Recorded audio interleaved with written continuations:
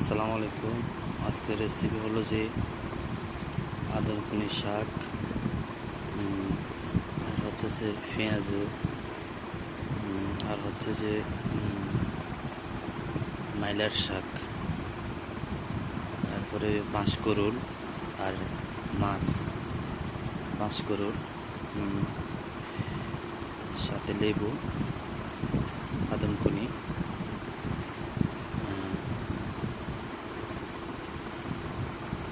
আজকের রেসিপি হলো সে শাক,